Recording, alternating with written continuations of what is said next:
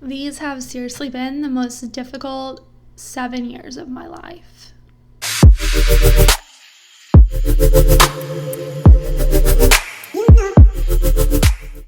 Hello, mindful humans. Welcome to the Mindful Minimalist Show. My name is Sarah.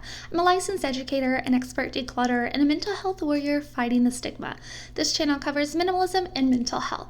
If you want more inspiration and motivation on these topics, be sure to hit the subscribe button and the notification bell. Now let's jump into today's video.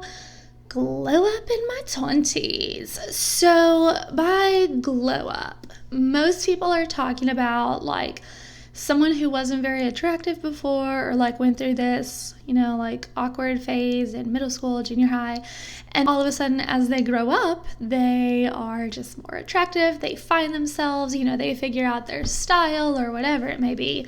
So if you look for glow ups, you'll tend to find people just like comparing the two pictures.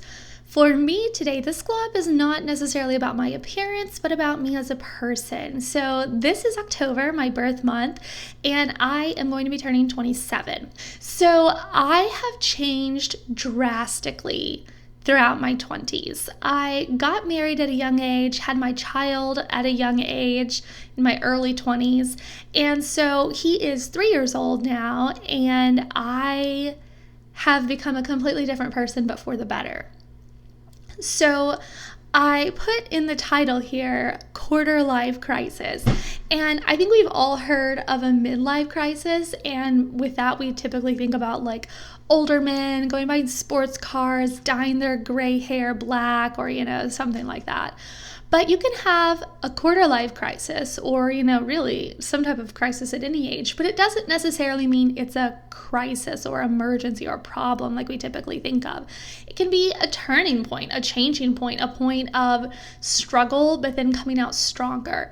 For me, my quarter life crisis has been about finding myself. It has been about confidence, about becoming okay with who I am and with not caring what people think.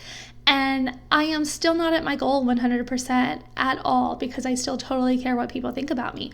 But I am fighting against that every day to say, you know what? I am confident in who I am proud of myself, and I don't need you to validate me. Again, like I said, that's hard. That's easier said than done. I would say my change started shortly after my mental illnesses were triggered and came on. And that was shortly after my son was born. And that was the big shift because I suddenly could tell the people who were there for me and the people who were there to judge me.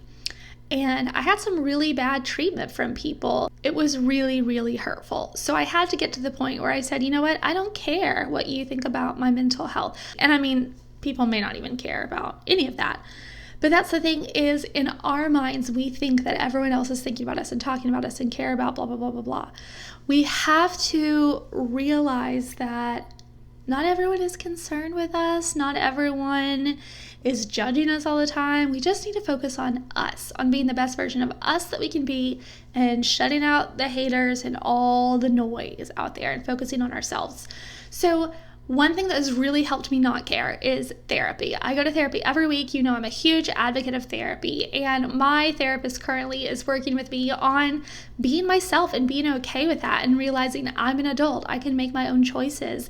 And if people don't want to support me in that, that's fine, but I don't need them in my life if they're not going to be there to encourage me, to motivate me, to bring positivity into my life, and you don't either. Some of my difficulty revolving around being okay with who I am, feeling maybe not so accepted where I live is because I have become a bit more liberal. I have become more interested in concepts that people where I live just don't really talk about or care about or know about.